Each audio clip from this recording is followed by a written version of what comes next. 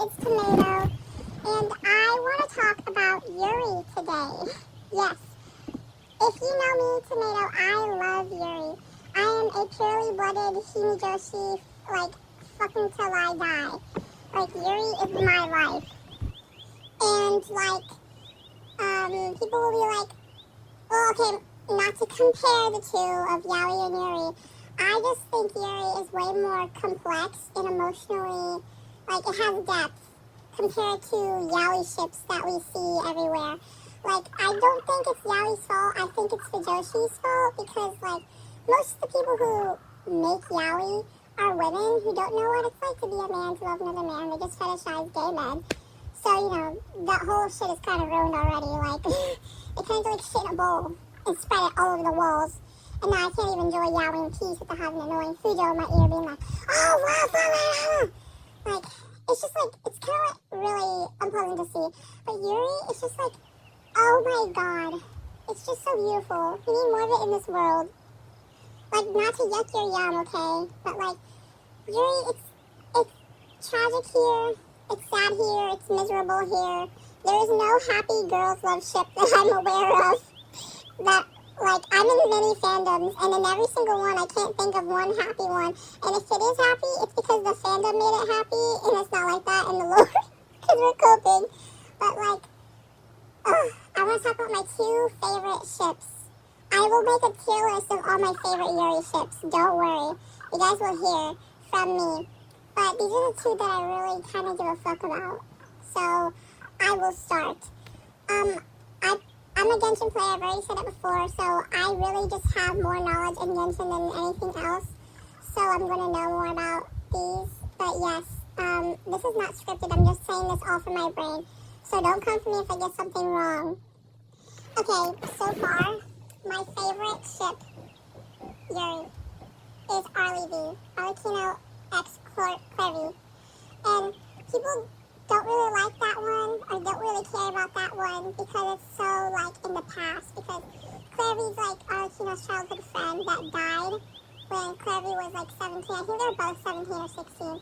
But, I'll basically give a little mini backstory. Basically, like, they're both kids in the hearth. Clevy is actually Kusabina's daughter, who is the Fatui Harbinger of the time, who runs the hearth. And Arlie is just some random kid they found off the street. But literally, that ship is just like Mizusua of Genshin. And I'll explain. I actually don't know that much about Alien Stage, but I know enough about Mizusua to compare those two together and be like, oh, these two bitches are the same. Pink hair girl? Yeah, they're the same. But yeah, they, like, when those two grow up older, and Clary just gets kind of, like, you know, self-aware, like, oh, damn, this orphanage is kind of fucked up. And she gets really depressed, and she, like, realizes her mom is kind of, like, evil. And Arlie has mentioned that, like, she never really had ambitions in life until she wanted to kill Kusabina for peace of mind for Clary. Or I'm not sure if that was when she was still alive, or when Clary died, and then she got that ambition. But either way, her fucking girlfriend was gonna die. Like, Clary was escaping the hearth, but she never really got away. And then, I don't remember how, like, this whole battle happened, but, like, Clary, she just ends up having to fight Arlie in the end.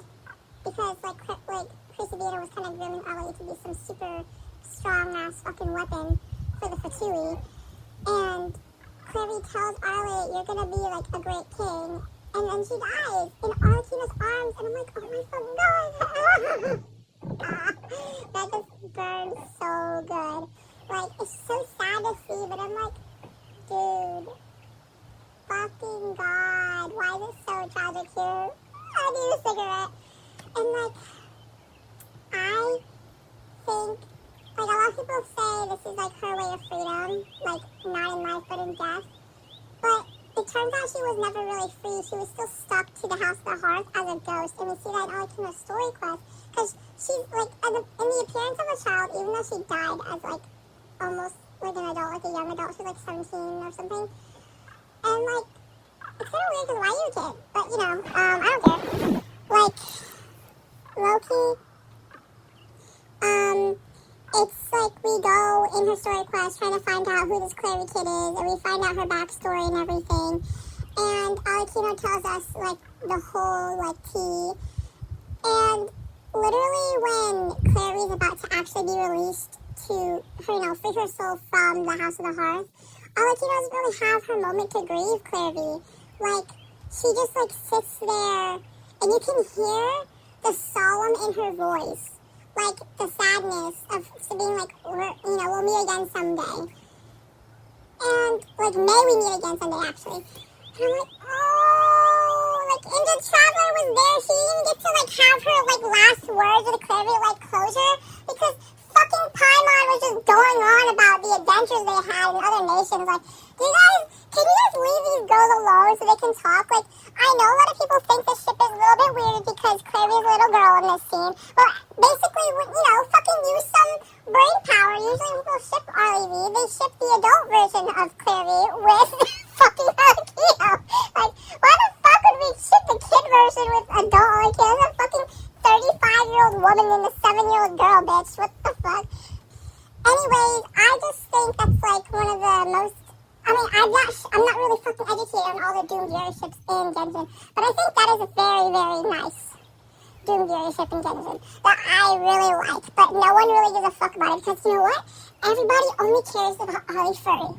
And you know what? I actually don't hate Ollie Furry. I just hate the shippers because to make this ship work, you have to mischaracterize these two girls heavily.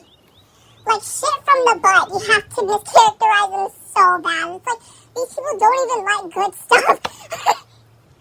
Like, I enjoy Ollie Furry, I'm not hating on everything. It's like all the Alikino artists that I really like, all the popular ones at least, all ship Ollie Furry like crazy. And like, they always mischaracterize Alikino as some daddy dumb or some abusive bitch, and like Farina is like some sensitive, vulnerable girl. Like, that is not them at all. Like, what the fuck, guys? Like, I'm not hating on Toxic Yuri, but this shit doesn't need to be toxic, because, like, they're not like this. I personally don't like any Farina ship, because Farina, after that whole, like, Archon quest, I just think she just needs to be alone, or, like, find herself. She does not need to be with anybody. But personally, I think the Farina ship that makes the most sense is with Clorand, because Clorand was the first person to check up on Farina after that whole, like, Archon shit went down. She was the first girl to show up at her apartment being like, hey, come play with me in the troop. Like, also, by the way, like, Clorand and Farida go way back, too, because, like, Clorand was her fucking personal bodyguard. Like, it's the knight and princess trope. Does it get any more sweet? Unlike Ollie Furry, you have to make shit up to make that ship work. No. Clorand and Furry, like, they have so much history together, but no one gives a fuck about that ship, because we like Toxic Yuri here. No, I like lore accurate ships, guys. Like, I really like Yuri that have actual, like, canon lore to it. I just can't do rare pairs. Like, people say, Ollie Furry isn't a rare pair. I think it is, because there's, like, no chemistry between them. Farina canonically doesn't like Alikino. She doesn't like her at all. There's nothing nice to say about her. I can see why people think Alikino likes Farina, because Alikino's always sending her cakes. She's always sending, like, her children to send treats to her theater trope. Like, that's nice. But maybe it's just, and, like, she always sees, like, Farina shows, too. But, like, guys, it's one-sided. Because I have yet to see Farina say anything nice about Alikino. And the fucking Fontaine arc has been over for a year or two. Almost 3 years. I haven't seen shit. So, yeah, come to me when you see Farina say something nice about Alikino. By then, I'm going to still be really nose deep into, Farand, the ship is called? Farand Clan? Yeah. The second ship that I really do love is Clarivia. Oh, that shit is just so good. Like, I love how they just didn't talk with each other for years. But Clorand has just been watching her from the sidelines because that was her, like, dad's final dying wish. If you don't know, like, Clorand and Navia were, like, childhood friends, but Navia is actually the older one. Everyone thinks Clorand is the older one because, Navia is feminine, super feminine, girly girl, so she has to be the younger one. No, bitch. Cloran's the older one. So, fuck!